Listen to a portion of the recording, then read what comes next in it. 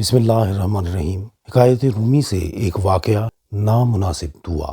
یہ واقعہ نبی کریم صلی اللہ علیہ وسلم کے دور کا ہے۔ حضرت صلی اللہ علیہ وآلہ وسلم کے ایک صحابی رضی اللہ تعالیٰ عنہ سخت بیمار ہو گئے۔ شدت ضعف کی وجہ سے اٹھنے بیٹھنے سے بھی معذور ہو گئے۔ حضور پاک صلی اللہ علیہ وآلہ وسلم عیادت کے لیے ان کے گھر تشریف لے گئے۔ بیمار صحابی رضی اللہ تعالیٰ عنہ نے جب آپ صلی اللہ تعالیٰ علیہ وآلہ وسلم کو دیکھا تو ایک نئی خوشی محسوس کی اور ایسے معلوم ہوا جیسے کوئی مردہ اچانک زندہ ہو گیا ہو۔ زہے نصیب، اس بیماری نے تو مجھے خوش نصیب کر دیا، جس کی بدولت میرے در غریب کو شاہ دو عالم صلی اللہ تعالیٰ علیہ وآلہ وسلم کے پائے اقدس کو چومنے کی سعادت حاصل ہوئی۔ اس صحابی نے کہا، اے میری بیماری اور بخار اور رنج و غم اور درد اور بیداری شب، تجھے مبارک ہو کہ بسبب تمہارے اس وقت نبی پاک صلی اللہ تعالیٰ علیہ وآلہ وسلم میری عیادت کے لیے میرے پاس تشریف لائے ہیں۔ جب آپ صلی اللہ علیہ وآلہ وسلم ان کی عیادت سے فارغ ہوئے تو آپ صلی اللہ علیہ وآلہ وسلم نے ارشاد فرمایا، تمہیں کچھ یاد ہے کہ تم نے حالت صحت میں کوئی نامناسب دعا مانگی ہو؟ انہوں نے کہا کہ مجھے یاد نہیں آتا کہ میں نے کیا دعا مانگی تھی۔ تھوڑے ہی وقفے کے بعد ان کو نبی کریم حضرت محمد مصطفیٰ صلی اللہ تعالیٰ علیہ وآلہ وسلم کی ذات کی برکت سے وہ دعا یاد آ گئی۔ صحابی رضی اللہ تعالیٰ عنہ نے عرض کیا کہ میں نے اپنے اعمال کی کوتاہیوں اور خطاؤں کے پیش نظر یہ دعا کی تھی کہ اے اللہ تعالیٰ،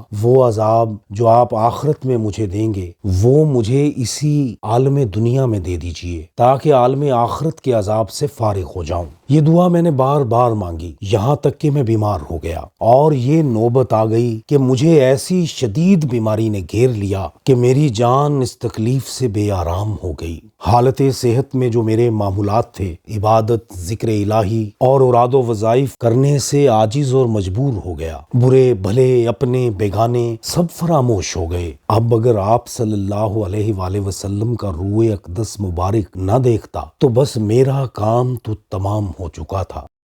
آپ صلی اللہ علیہ وآلہ وسلم کے لطف و کرم اور غم خاری نے مجھے دوبارہ زندہ کر دیا۔ اس مضمون دعا کو سن کر نبی کریم صلی اللہ تعالیٰ علیہ وآلہ وسلم نے ناراضگی کا اظہار فرمایا اور منع فرمایا کہ آئندہ ایسی نامناسب دعا مت کرنا۔ یہ آداب بندگی کے خلاف ہے کہ انسان اپنے مولا سے بلا اور عذاب طلب کرے۔ انسان تو ایک کمزور چونٹی کی مانند ہے، اس میں یہ طاقت کہاں کہ آزمائش کا پہاڑ اٹھا سکے۔ صحابی رضی اللہ تعالیٰ عنہ نے عرض کی، اے شاہ دو عالم صلی اللہ علیہ وآلہ وسلم، میری 1000 بار توبہ کہ آئندہ کبھی ایسی بات زبان پر لاؤں۔